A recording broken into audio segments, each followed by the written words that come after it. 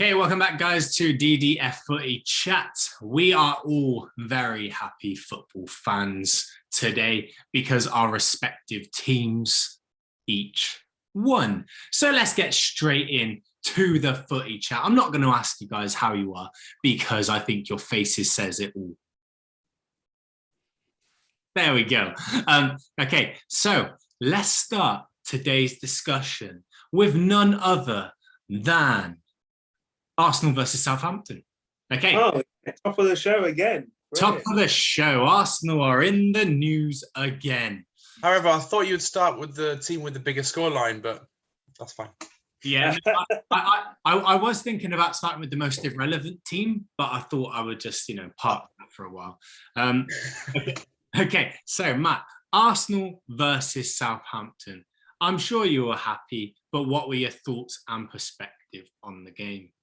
Yeah, very happy. Yeah, it's funny that you should start with Arsenal because I was watching Match of the Day the other day, obviously, and they started with the first game was Chelsea-Leeds, which fair enough, good scoreline. Then it went to 2 1-0 wins with penalties to win the end goal.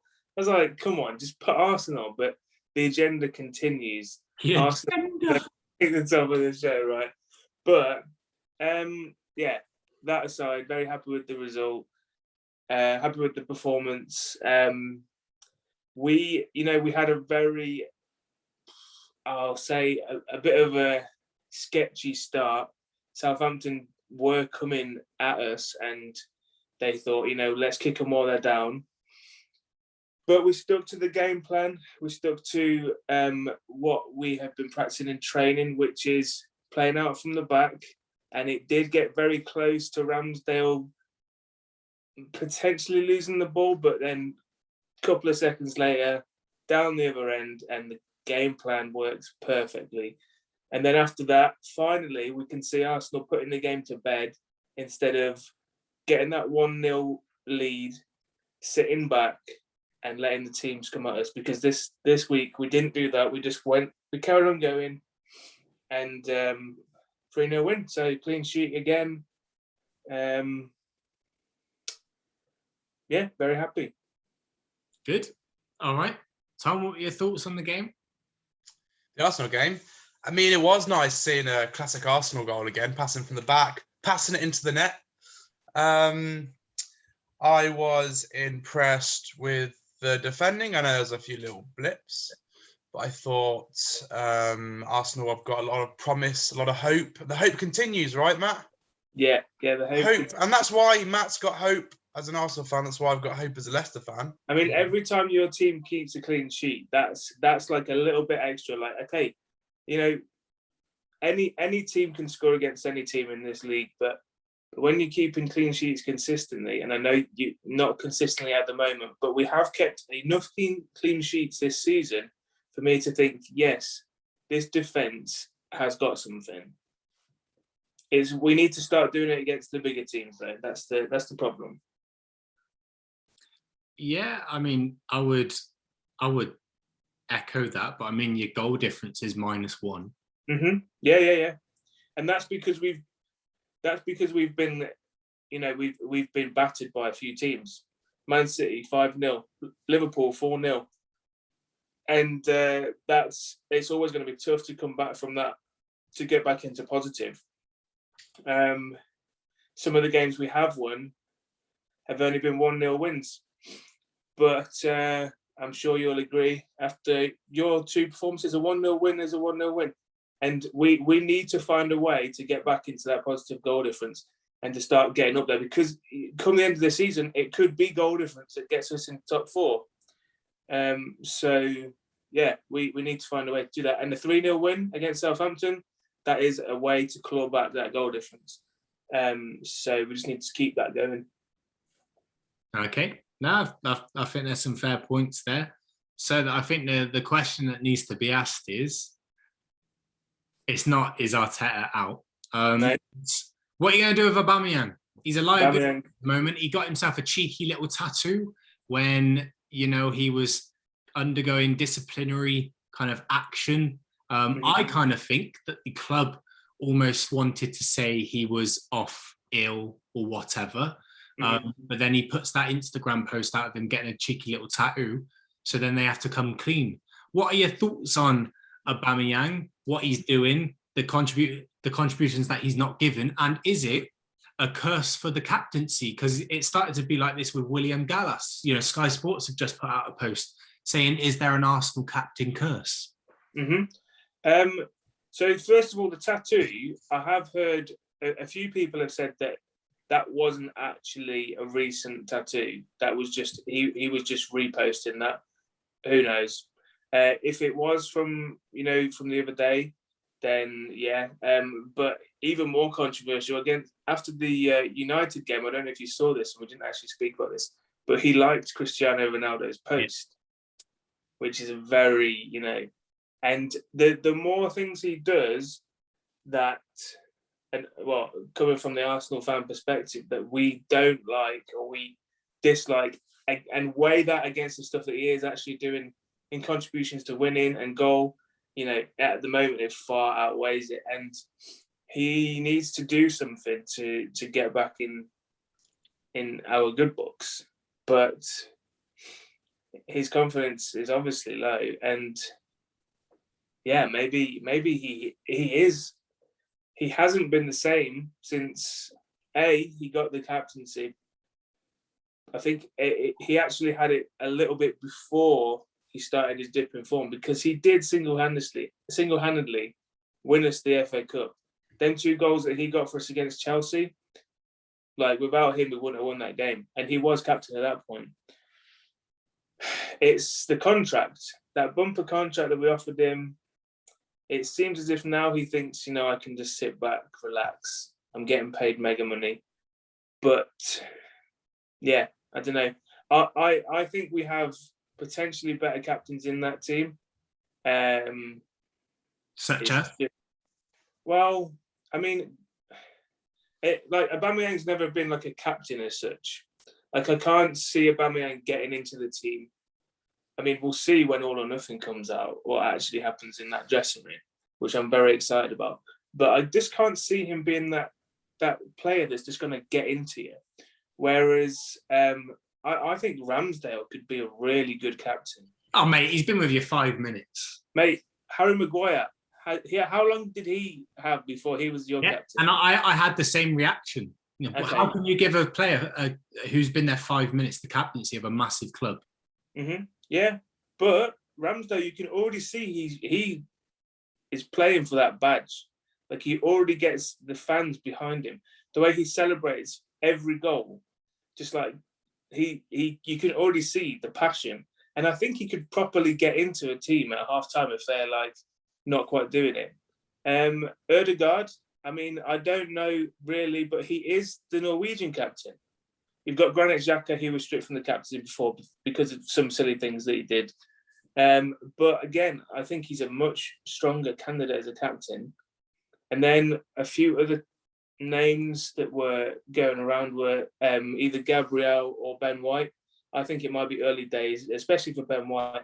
And for Gabriel, I'm not sure how strong he is in terms of his English, but to be able to rally a team.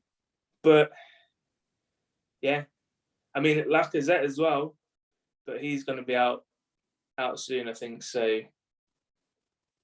is it time to cash in on the little value that Aubameyang will have? Yeah, potentially, but I don't think it'll be a January move. I think that's a bit of a panic. But yeah, we'll see. We'll see what happens in January. Like, I still think we could potentially do with getting a new striker in. But if Lacazette stays for the length of his contract, I can't see Aubameyang leaving in January. So maybe we don't get someone else in. It's gonna be strange. We'll see what happens with Aubameyang going into the January transfer window. I mean, I cannot see you offloading Aubameyang on that wage. There is no club that is going to give him that wage, so he's going to have to run his contract down. Yeah, potentially. We just need to do something to reinvigorate his passion, because no doubt it's still in there. We already talked about it the other day. It's still in there. And maybe taking the captaincy off him could give him a bit more freedom. Yeah, no, it's all valid points. So my last question to you before we move on is, are you going to say Arsenal are back? No, of course not. One game, but this is what I said the other day. We can't say because of a few losses that Arsenal aren't coming back. We can also not say after one win against Southampton, who are, you know, I won't say in a relegation battle, but they are down there, that Arsenal are back. But if we can somehow get a result against West Ham and somehow squeeze our way into the top four, because it definitely can happen if results go away, then we move every game. You know, we just have to concentrate on every game at a time and see where we get to at the end of the season. Yeah, no, that's fair. Okay, ladies and gentlemen, do let us know your thoughts in the comment section below. Let us know whether you think Arsenal are back. Okay, so let's move on to the mighty Leicester versus Newcastle. Look at him with his little grin on his face, thinking, I get to make something positive this week. Okay, so Tom, Leicester had a cheeky little 4-0 win? 4-0, yeah, you are correct. Okay, so talk us through it. You are happy with the result? Yeah, I was happy with the result. I mean, it looked a little bit sketchy at first. Johnny Evans going off. I thought, defensively, what we're going to do. And Didi came into central defence. But just thinking about last week, the problem in defence and what Rodgers did to fix it. Literally, like, everyone was playing for their lives, getting back, running back. Like, this clean sheet was the most important thing ever. Like, it was funny because when the fourth goal was scored, like, Brendan Rodgers didn't really do much. But then when, like, I think it was in Didi, he, like, the ball deflected and went over the bar towards the end to keep the clean sheet. And, like, Brendan Rodgers, man, he was proper chuffed.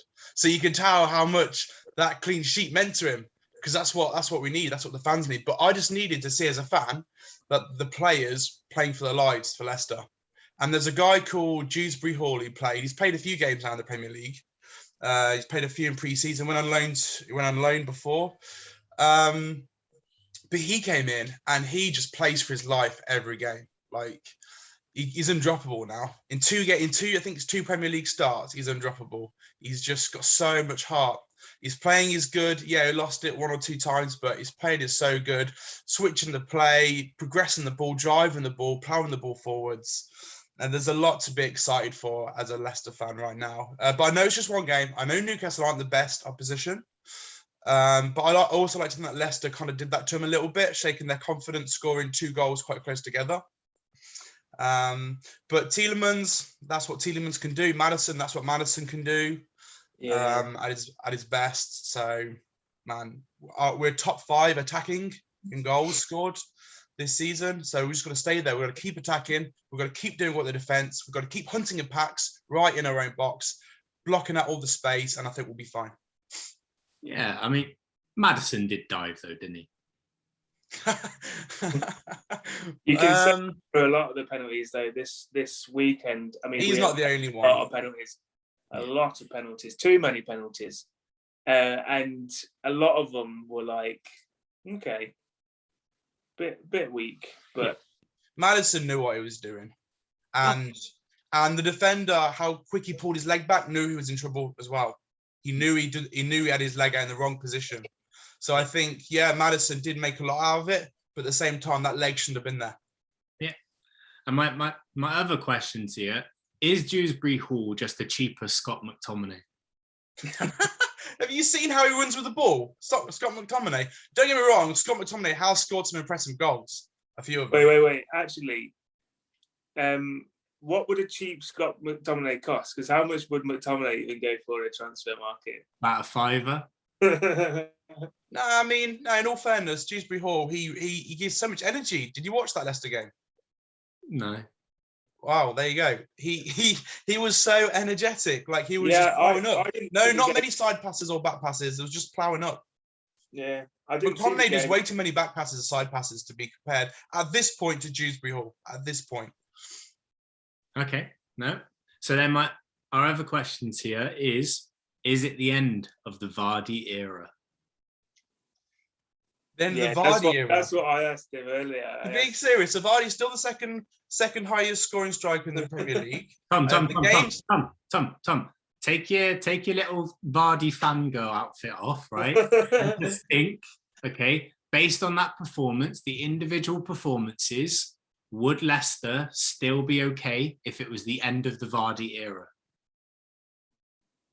Would Leicester be okay? Yeah, I think we'd be okay. I think we've got the players. We brought Daka in as a literal replacement for Vardy. Vardy knows that. Everyone else knows that. Daka's he's fulfilling his promise at the moment. He's scored like 7 goals so far in all competitions. 5 is now the record breaker in Europe for us. So I mean, he's a lot of hope for him. But I think Vardy will still play an important part. I think he's going to break Michael Owen's Premier League, not record, but Premier League goal amount. I think he got like 150 odd goals, and he's 10th top. I think Vardy could beat that still in his probably 2, 3, maybe the 3rd year from now will be like a bit part, role in the season. But I think he's got 2.5 seasons left at Leicester. Do you think? Really? Yeah. Wow. I think 1.5. You see how good, how fit he is still. You see how quick he is. If he had slowed down, I would probably say, okay, he's losing his legs. His legs are one of his main attributes. But he's still got him. He's proved that time and time again this season. Do you think he'll retire at Leicester? I think so. You do? I think so. I think he's going to retire. I mean, he's a club legend. He'll always be a club legend now. He's cemented that. Cemented that. Definitely. There's a few players at Leicester right now that are club legends. So Michael is a club legend no matter what he does. He could go wherever. He'll still be a club legend. But I think he will retire. I think his family is settled. I think he'll retire. All of your Premier League winning squad are club legends. Like Danny Drinkwater comes into that and stuff like that. Do you know what I mean? That is a fact. It's a fact. No. He is. He's remembered fondly. When you say club legends, not the first person I think about, Danny Drinkwater, but he's remembered fondly, and he had an amazing time. And to any Leicester fan, why did he have to leave? Why did he have to go? For that moolah. Yeah, well, we all know why, but he should have stayed, shouldn't he? Yeah, no, 100%. So, Matt, what were your thought? What were your reactions when you were updating yourself with the scoreline? Yeah, I was just like, another goal. Well done, Leicester. Tom's going to be happy. I mean, a little bit of me was like, come on, Newcastle, let's dent a hole in Leicester's dreams or whatever. And then the other side of me is like, no, I want Newcastle to lose every game because they're going down. Yeah. And that is what we all really want at the end of the day. So yeah, happy with that. And in terms of Vardy, I think if I was trying to put myself in the perspective of a Leicester fan, if that was my player and I saw my team win 4-0, would I be necessarily worried about him coming back into the team, even though he is or has been a great striker for the team? I would think, that it's a tough one because I still think he has it in him, but would I be in a rush to get him back in that starting 11? I don't know. So just one more point. Okay, one more point about Vardy, right? When Tielemans is on his game, when Maddison is on his game, Vardy is always on his game. Okay, look at the statistics. No, I'm not saying that. But the problem he's had in the past is not the supply. Yeah, I mean, it's all about the future. The baton we passed, I think we passed to Daka. But I think, man, you get Maddison and Tielemans performing like they did against Newcastle. They were great. I think Maddison's going to have so many good games ahead of him this season, especially. Yeah, I'm not even saying I'm not saying get rid of Vardy, but I'm saying maybe it is Vardy's time to play that bit part role where he comes on for 20 minutes. I don't think that he should always be guaranteed to be a starter now, because I do think you've got a great player in Daka, and that is a compliment to Leicester. and a compliment to that player, because I think, yes, Vardy's still got it in him, but I just think you need to be focusing on like the future. And if you can win 4-0 without Vardy, then that says something. Yeah, no, I would agree with that. At some point, that difficult decision is going to have to be made, and I think sometimes you got to detach from sentiment and think about what's best for the Yeah, club. yeah, exactly. I know there's going to come a time where Ronaldo's on the decline. He's already on the decline, but he's still one of the best strikers in the world. But I know there's going to come a point where we're thinking, actually, we need to start almost bleeding him out of the squad, or making him a bit part player, or whatever that might be. So sometimes you just got to remove sentiment and think what's best for the club. Because like we always say, no player is bigger than the club. These things carry on far after these players have gone.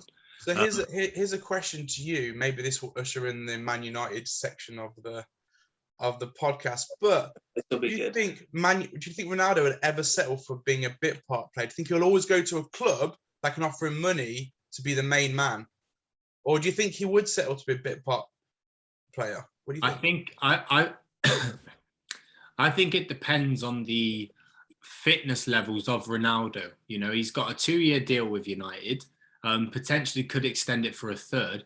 I mean, when we're comparing Ronaldo and Vardy, there's not much of a comparison, because Ronaldo, he is an elite athlete. Like the way that he just keeps himself going, the guy doesn't even drink sugary drinks or fizzy drinks or anything like that. He just says water, water, water. He doesn't party, whereas Jamie Vardy's having a party, all of that stuff. Jamie Vardy's fagging a Red Bull, isn't it, before each game? Red Bull. Yeah. Often seen drinking a Red Bull. And for me, Ronaldo can still play at the very highest level for the next couple of years. But I think at some point, if he's still tied down to a contract, that manager is going to have to kind of say, listen, Ronnie, you're not bigger than the club. You might think you are, but you're not. This is going to have to be our position now. We're now going to have to bring through Mason Greenwood, for example, to be leading the line if he bulks up and he develops his all-round game, stuff like that. And then Ronaldo would have to say, well, do you know what? I'm not going to settle for that. So I'm either going to terminate the contract mutually, or I'm going to buy myself out of it. Stuff like that. I think with the ego that he has, no, he wouldn't settle to be a bit part player. But that's the risk that United have to take. So that's kind of my views on that. But at this point in time, he's the only player scoring goals for you, other than Fred. Essentially, he's doing what a striker's job is. So you can try and make whatever banter you want, but he's doing his job. Unlike Aubameyang. Anyway, so if we then, guys, in the comments section below, let us know exactly what you think of Leicester season so far, and will they still be okay far after Vardy has left the building? And is Dewsbury Hall just a rip-off of Scott McTominay? Okay, so if we go into the United versus Norwich game. So obviously, Matt has already alluded to the fact that it was a 1-0 win. But I'm okay with that. I was if I'm truly honest, I was expecting 3, 4, 5-0 defeat of Norwich, but it didn't work out like that. Had it not been for Mr. David De Gea, who I think a lot of people have almost forgotten about, okay, in terms of his goalkeeping ability, had it not been for him, we could have quite easily lost that game 5-1, I mean, some of the saves that he made, you would expect a world-class goalkeeper to make. But at the same time, it could have been so different. I still think that there are limitations to the squad. I think that this was a good opportunity for Rangnick to consider there are certain players that just aren't going to be in this squad moving forward. Well, they'll be in the squad, but they won't be starters.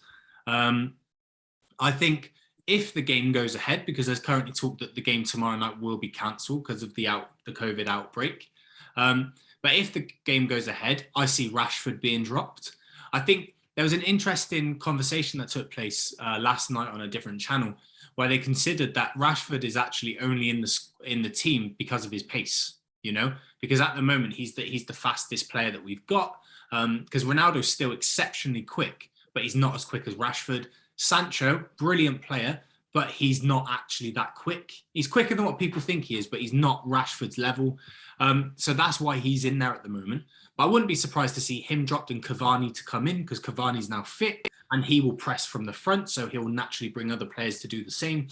I wouldn't be surprised if Bruno's dropped. I think he's having a lot of off games, but I think he should carry on. I do think that Bruno can just be that spark in the, he can just pluck something out of the air and create something. I'd like to see Van de Beek given his opportunity. I'd like to see Van de Beek come in for Scott McTominay, play in that deeper position, or even consider swapping Van de Beek around for Fernandes and putting Fernandes in that McTominay position. I think that he can play both them positions. I'd like to see Eric Bailly come into the team if Varane's not fit. Hopefully he will start in the place of Lindelof. Unfortunately, Lindelof had some breathing difficulties on Saturday. Hopefully he'll be okay.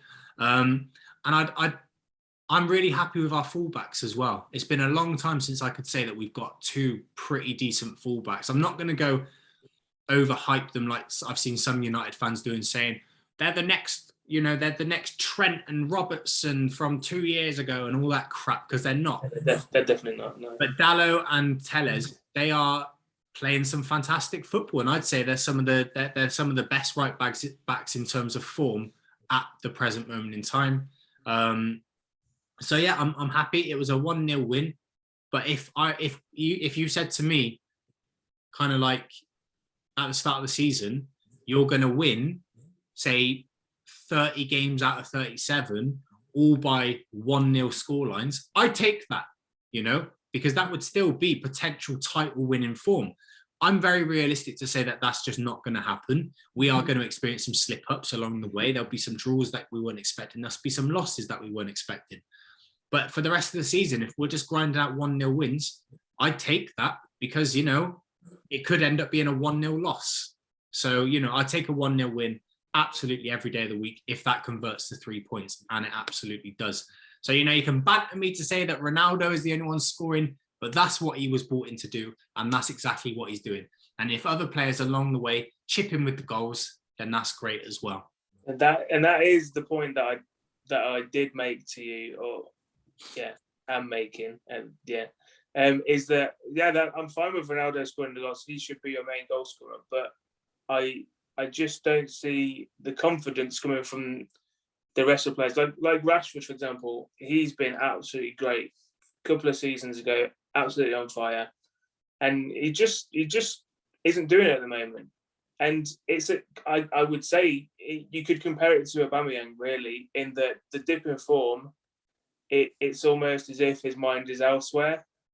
I think all it would take for Rashford, and potentially for Aubameyang as well, is just that one good game, get a few goals, and just like a spark that can relight the confidence. But yeah, I'm just not seeing anything special from Rashford at the moment. We're still waiting for Sancho to turn up, and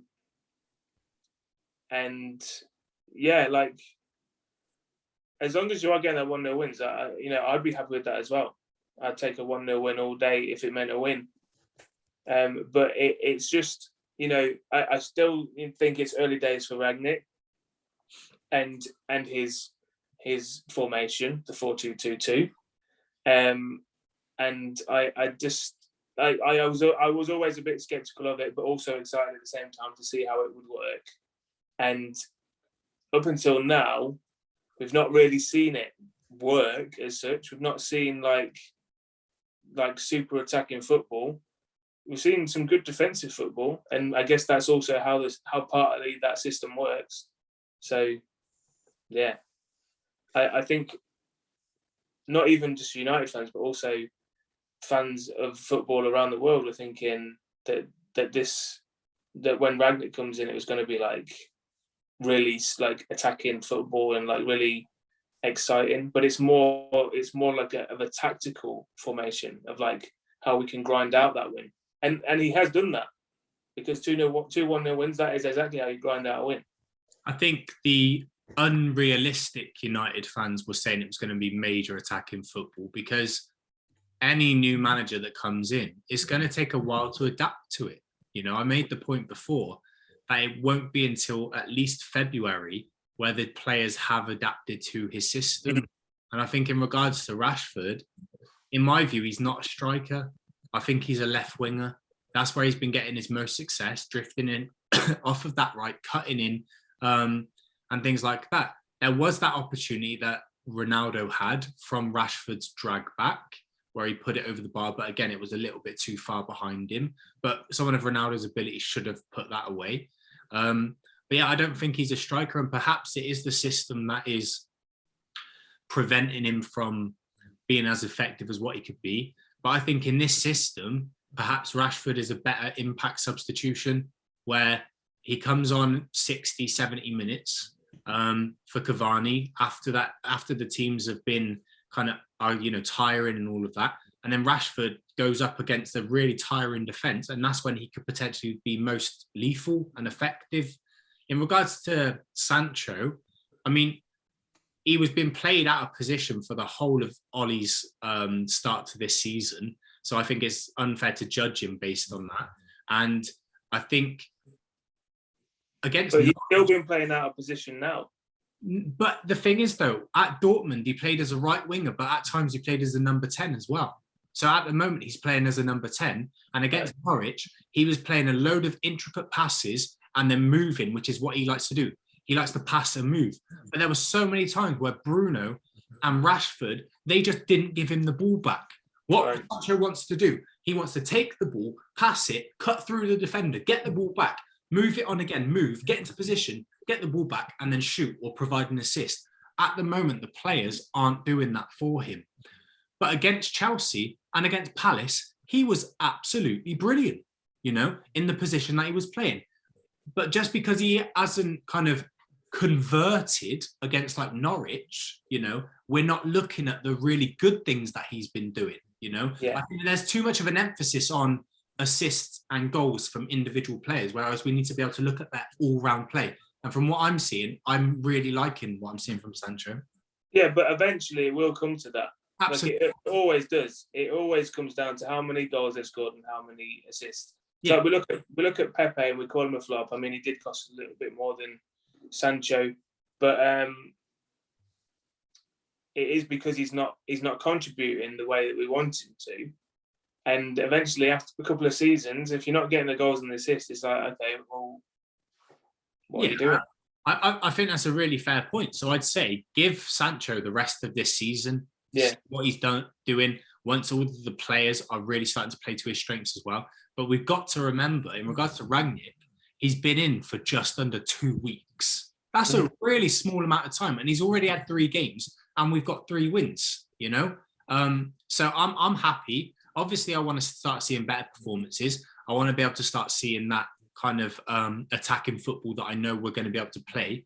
But at the same time, I would like him to mix up some of the formations as well, because Norwich were getting a lot of success because of how narrow we were playing that 4-2-2, whereas they were getting the balls out to their wing backs. They were getting it right out wide, and they were just carving us open down there. So I would like to see Rangnick start to say, this is a problem right now. Just for this short period of time, I'm going to take it to a 4-4-2 or a 4-3-3. Just things like that. And at the moment, we're not seeing that.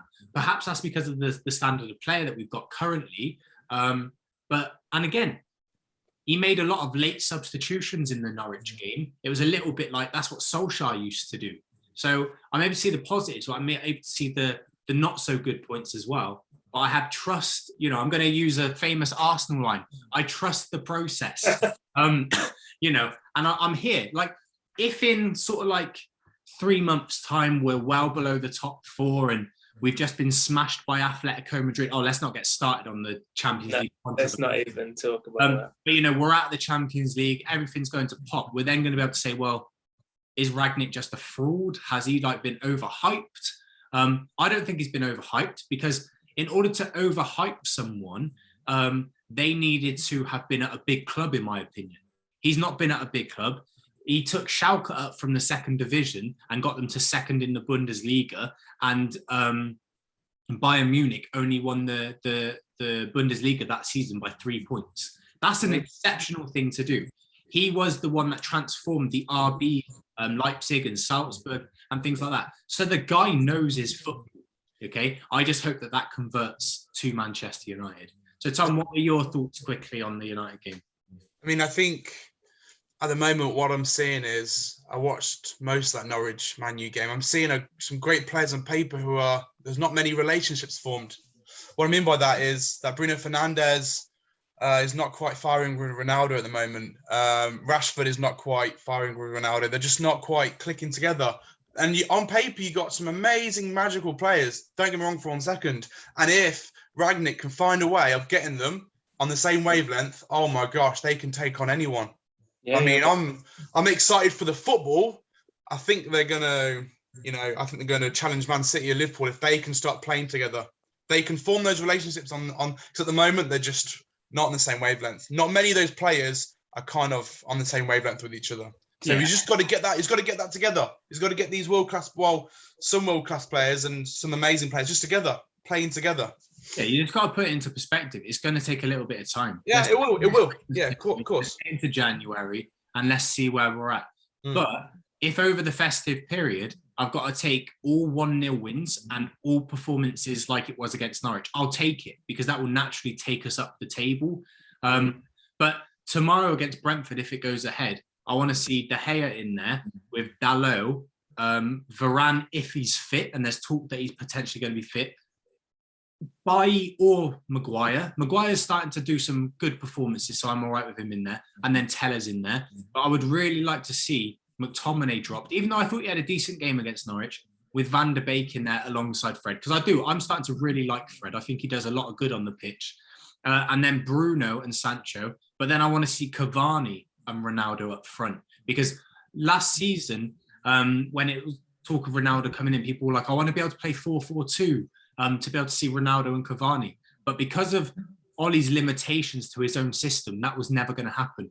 But now, this formation is suited for Ronaldo and Cavani because Cavani presses and presses and presses. And at times, he's the only one doing it. But because there's such an emphasis from Rangnick now on pressing at the right time, Cavani presses, that will bring Ronaldo into it. Bruno loves to press. Sancho presses as well. We could see some good things because we've got Cavani in the team. And Cavani and Ronaldo are two of the best forwards of the current time. So I'm excited to see if they come in together. So let's see what happens. But guys, if you're still watching, then please do let us know in the comment section below exactly what you think of Rangnick's first few games in charge of Manchester United. And ask yourself this question. Are United still better than Arsenal? Yes, they are. Okay, so it's all love here, guys. So let's just quickly talk about Liverpool versus Villa. So Matt, if you want to take this one just very, very quickly. Yeah, it doesn't really take much to sum up. I don't know. Liverpool weren't really at the races, but you could say that Villa were set up very well to hold back their front line. I mean, they were missing Jota. I think he's pivotal to them at the moment. I think he's absolutely amazing player. The penalty was weak, but Salah knew what he was doing. But Aston Villa also should have had a penalty. So yeah, I think that game, could have. I was expecting something special, but I was disappointed. It wasn't the best game I've ever watched. Yeah, it was, for me, it was just a standard Slippy G game. I was expecting a bit more from Villa, but from the highlights that I saw, if it wasn't for Martinez, it could have probably been a bit more of a scoreline. He did pull out some really, really top. Yeah, true. Yeah. So I think on their day, Liverpool could have put 4 or 5 past Villa. And I don't think there would have been any arguments. But sometimes it comes down to the standard of refereeing. I thought, if Liverpool got a penalty, Villa should have got one too. Because Alisson cleared Ings out, Perhaps, though, he did actually get a hand to the ball. So, you've got to look at that sort of stuff as well. But Liverpool are doing what Liverpool do. They grind out the result and they get it, and they're moving up the table again. So, Tom, your thoughts on Chelsea versus Leeds? Wow, it was a pretty good game, actually. Loads of attacking from both sides. It just maintains what I've been saying about Leeds last week. I know they lost 3-2, but they are an aggressive side. They are good. I think of all the Premiership sides, I mean, I think Leeds have had the worst luck because they play well quite consistently. But yeah, Chelsea, just what we found. Liverpool, when they won the Premier League, just found a way to win. Just found a way. The best teams do just find a way. And I think I was thinking to myself, oh, Chelsea probably won't win the Premier League this year, but they're just finding ways to win. And I think if they can keep doing that, I think they've got a really good chance. Yeah, absolutely. No, it was a good game, but just saying, Antonio Rudiger, you're a bloody thug. Like he was taking up Dan James, and listen, I've got an affection for Dan James, United through and through. But Rudiger was just smashing him at all costs, and it was really frustrating that Rudiger was pivotal to both the penalties that they got as well. And I was just like, man, karma doesn't exist in your life, does it? He was getting all the really good stuff when he was just being an absolute thug. And he just gets involved in situations he doesn't need to be involved in. The guy needs to calm himself down. And anyway, he's going to be leaving Chelsea. So all of this passion. He's going to break a few necks before he does. Yeah, he's just a thug. And he's going to leave his stamp for sure. Yeah, sure. But, Chelsea, they're back to winning ways. And that's what the Chelsea fans want to see. And then, so if we finish with City versus Wolves, City were a little bit disappointing, if I'm honest. Relying on the penalty, which shouldn't have been a penalty. No, but Bernardo Silva again was pivotal to it.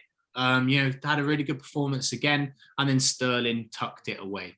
But the whole red card incident, yeah, man. That was just stupid. Firstly, his first booking wasn't a booking in No way, not in a million years. The second one, it could have just been like, Moss could have been like, right, you do that again, you're going to get booked. He didn't actually need to do it. But for me, John Moss has like small man syndrome. Like he tries to think he's bigger than what he actually is. Yeah. He tries to abuse his power. I'm sick of John Moss. Yeah. Felt sorry for Jimenez. It was a very silly thing to do on that second yellow card, but the first one should never have been a yellow card, which was why he was, obviously a bit peeved and did that silly thing. Yeah. So, but again, City are marching on, Liverpool are marching on, Chelsea have got their points. But there's a few teams that are coming into it now. United are coming into it. West Ham are still in it, and Arsenal are obviously rising up as well. But the least said about Leicester, the better.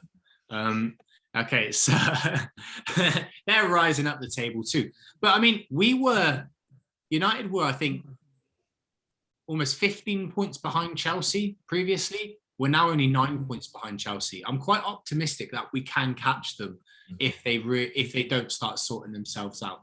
So I think that for United and Arsenal especially, there's reasons to be optimistic. But another interesting fact is that apart from the Arsenal game, all of the games were decided by a penalty. So well, the ones on Saturday, yeah. Leicester wasn't. Yeah, no, that's true. Okay, so let's go into our flops and our man of the week. Okay, so let's consider our flop managers. Matt will come to you first. Oh man, why do you always come to me first? Okay, Tom will come to you first. I think Rafa Benitez. I mean, he did quite well. They had to show a bit of spirit 2-1 against Arsenal. I just thought it would have built a bit, keep this momentum, but I mean, they were quite weak. They were quite weak this week against Crystal Palace. They didn't really show much spine. I thought he would have made a few more risks, but I thought they deserved their result. No momentum at the moment, and I mean, he's showing a little hope for the fans. Yeah, absolutely. No, I'd agree with you. I think I'm going to go for Rafa Benitez as well. I think his time's up. I mean, how long they're ever going to hold on to him? I think he's very similar to Jose Mourinho. He's past his best now, and he needs to get out of the Premier League and let somebody else take over. Matt, who's yours? Yeah, I mean, to be honest, looking at all the results, you would say Rafa Benitez, but I'm going to say Ralph Hasenhüttl, right? Just because he came out in a flipping 3-piece grey James Bond style suit in the pouring rain, and at half time he had to get changed. Mate, come on, what are you doing? He's a flop because of his attire. Okay. Okay, so the flop player of the week. Matt, take it away. Flop player. Well, I'm going to give it to Jimenez just because of his stupidity. But I feel sorry for the guy. Yeah. But all he had to do was just don't be stupid, don't lose your head, which he nearly did last season. Yeah. Tom? See, if it wasn't for the quick feet of Schmeichel, I'd have given it Castagne. You saw that pass. That was bad. But I'm giving it to Demarai Gray because he slipped up. He kind of passed it back, and that kind of led to Everton losing. It led to Crystal Palace gaining momentum at the pivotal part in the game. And I thought without that, I think Everton may have held on or could have done something else. So I think Demarai Gray kind of, as good as he was against Arsenal, that final goal was spectacular.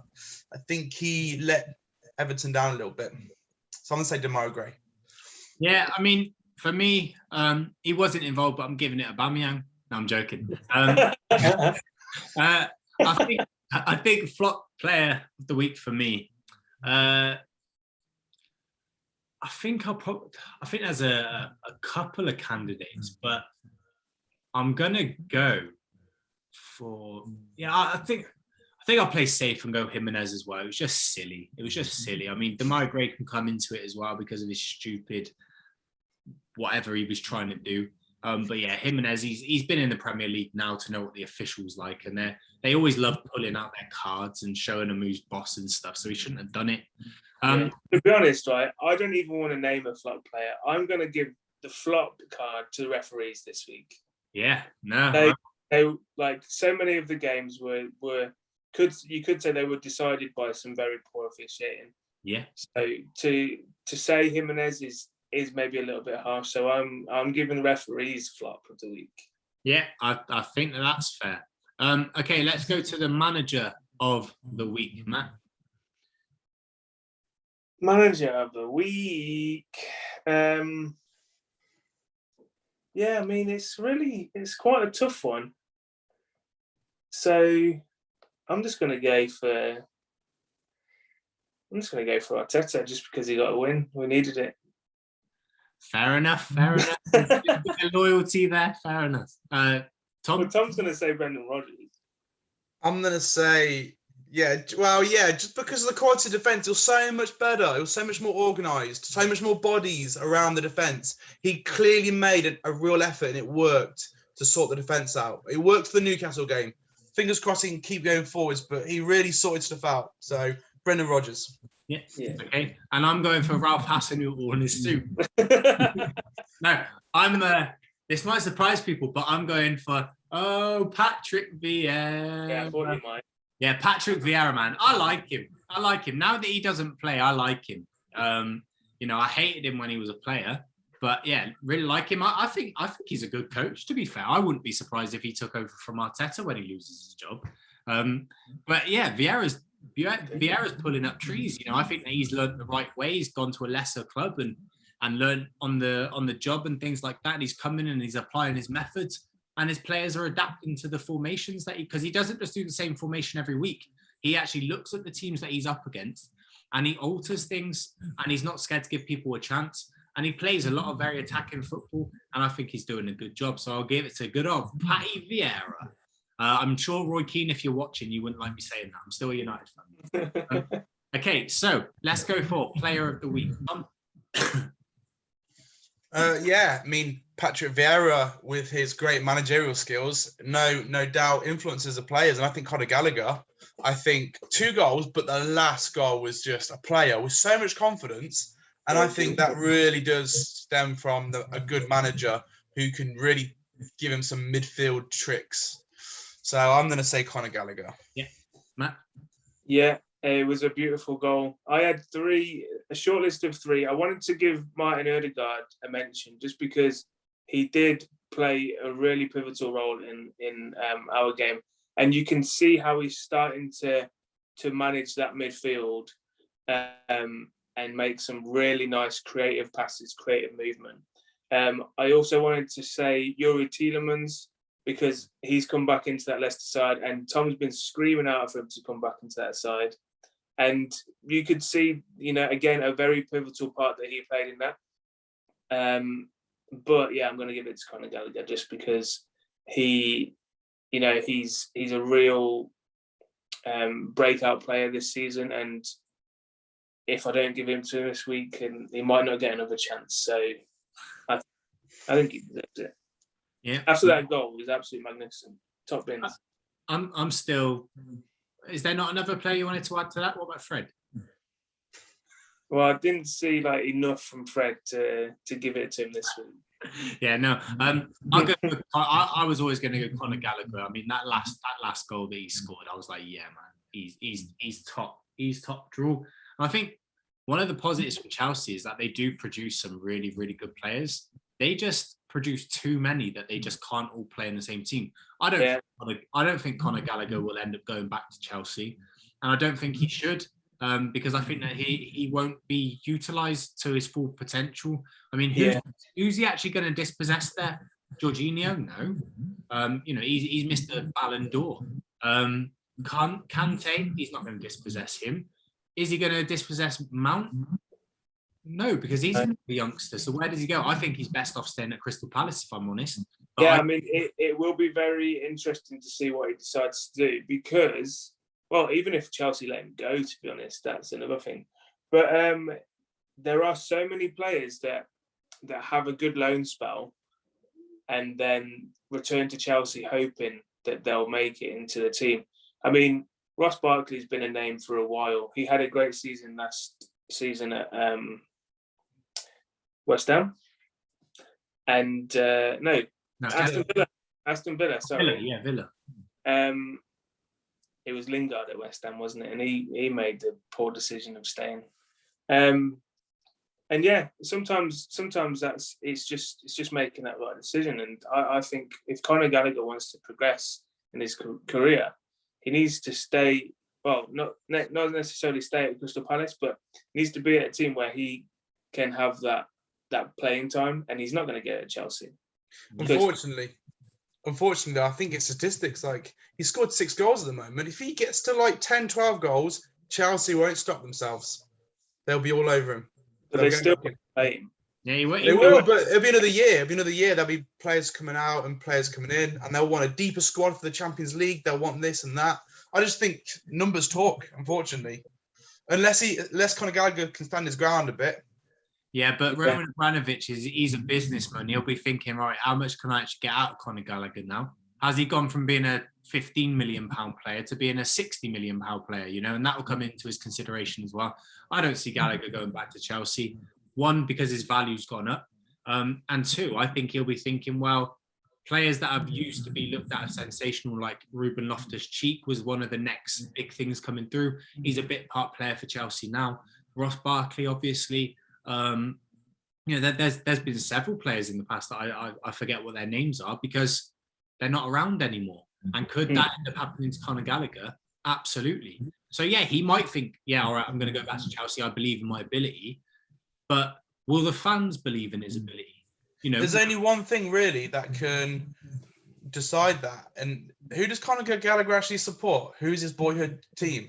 I think it's Chelsea. Is it Chelsea? If he's always dreamed of playing for Chelsea and the fans see that and he can play well, he might just do it. If he shows his love for Chelsea and performs, he'll get the fans on his side.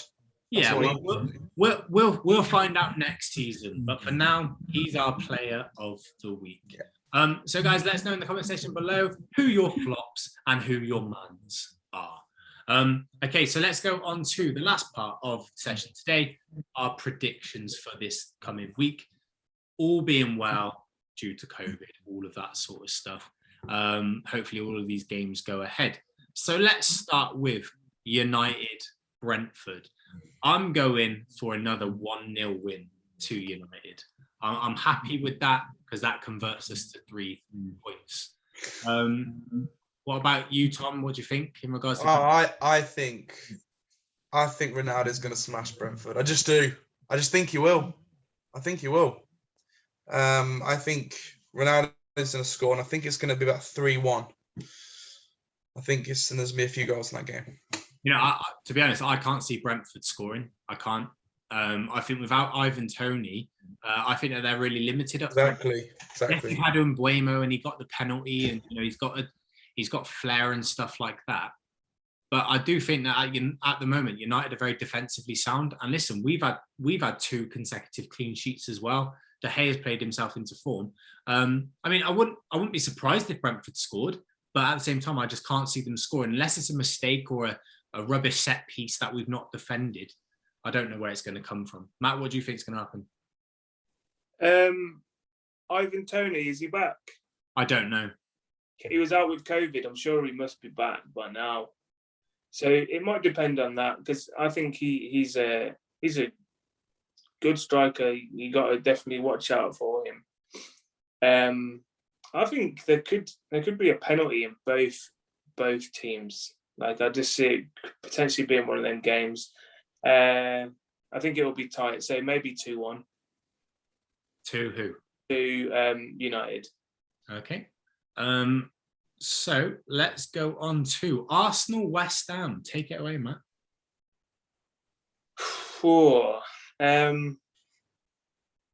I think this will be a very tight game as well. I don't see West Ham giving us many opportunities. If we can get an early goal, then hopefully we can, stick to the same game plan we did against Southampton. And but I'm just going to go for 2-0 Arsenal. Okay, Tom. I'm going to go for 2-1 Arsenal for that. Yeah. We'll see how Arsenal's defence is really looking. So I think West Ham are going to be, they really know how to attack this season. Yeah, they have a lot of tricks in their sleeve as well. Like Declan Rice can pop a shot from anywhere. Oh yeah. So maybe a few acrobatic saves from Ramsdale again. I mean, I think it's going to be a close game. I don't think it's going to be a smashing of either team, unless Antonio turns up and just bullies Arsenal's defenders, because, Richarlison bullied Ben White. Mikel Antonio is a step up from Richarlison, in my opinion. The guy is just an absolute unit. So if he puts himself on Ben White, I think it's going to be a really tough night. But I'm going to go for a 1-1 draw. I wouldn't be surprised if it's a 1-1 draw. And I'm hoping it is, because then that benefits United if we win against Brentford. But I think there will be goals for both teams. I wouldn't be surprised if Arsenal nick it. But I don't think it's going to be they've absolutely dominated West Ham, or West Ham have dominated Arsenal. I think it's going to be a very close run thing. So then let's go on to City versus Leeds. This could be an exciting game. I think it could end up being a 2-2 draw, I think Leeds will score, and I think City will clearly score, because Leeds are so open at the back.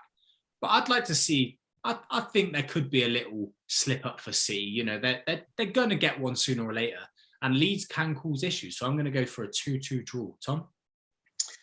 Yeah, I mean, Leeds do have the fitness and the aggression to take on Man City. And kind of, passing maybe not as good, not as quick with the passing, but can kind of play them at their own game a bit. Yeah, I'd say 3-2 to Man City. Yeah, I'm Matt.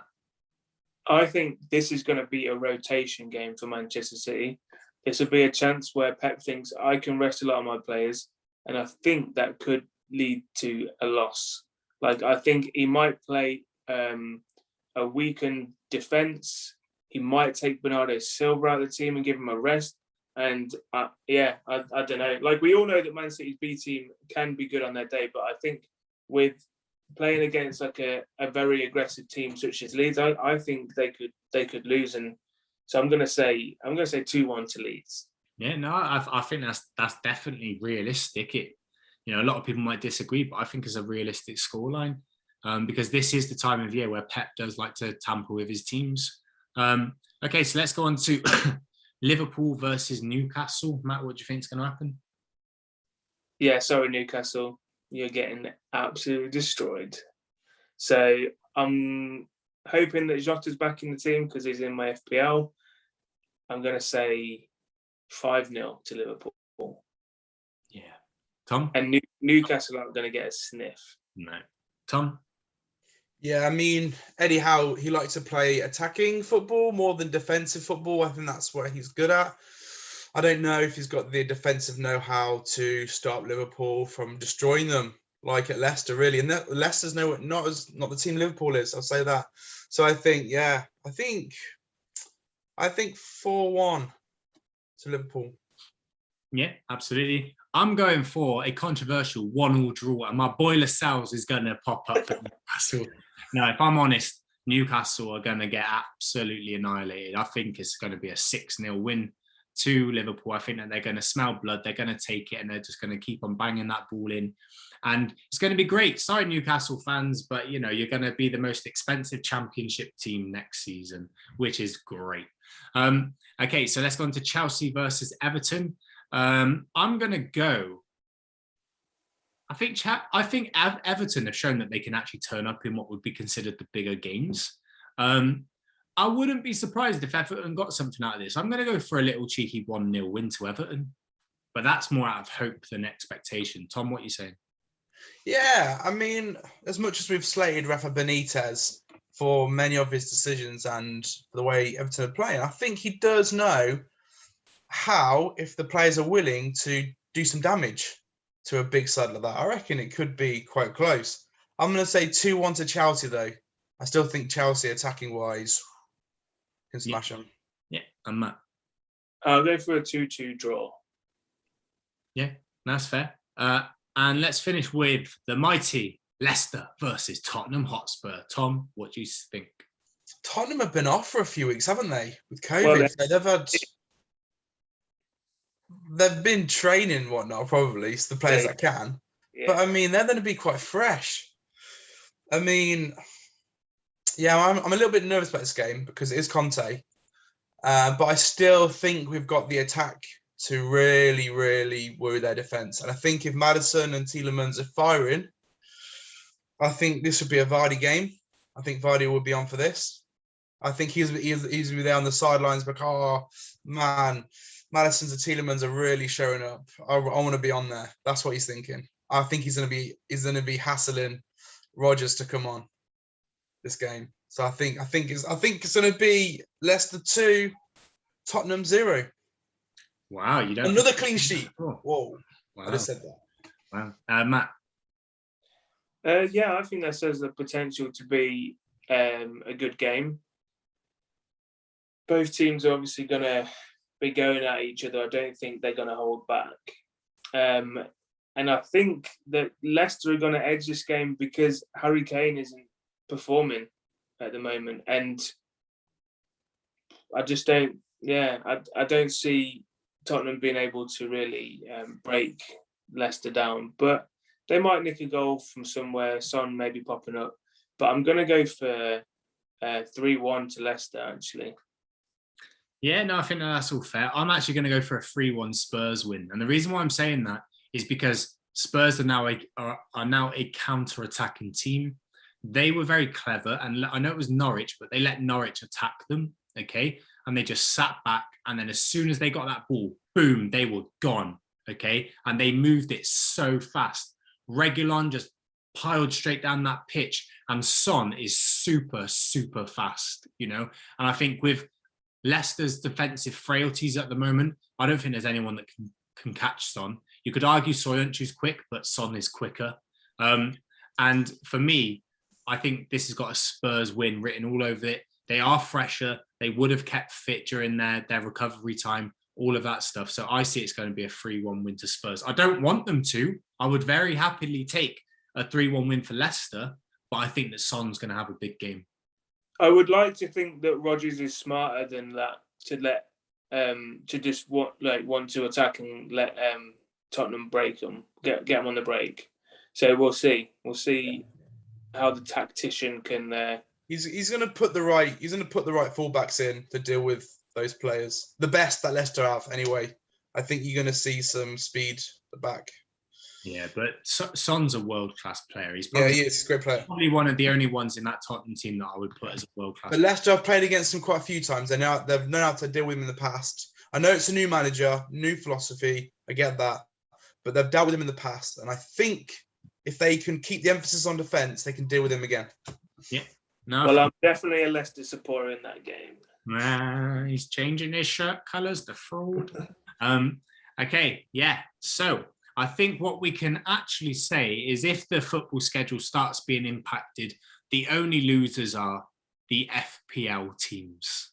You know, I don't think there's going to be many high-scoring teams this coming week if we are affected by the COVID outbreak. So hopefully, touch wood right now, there hasn't been any cancellations for this coming week. So that is the end of the show today, guys. Hope you did enjoy it. Smash that thumbs up button if you have stayed with us this far, and let us know in the comment section below exactly what you're making of this current season and what your predictions are for this coming week's games. And we'll see you next time. All right. See you later, guys. Have a good one. Bye. Bye.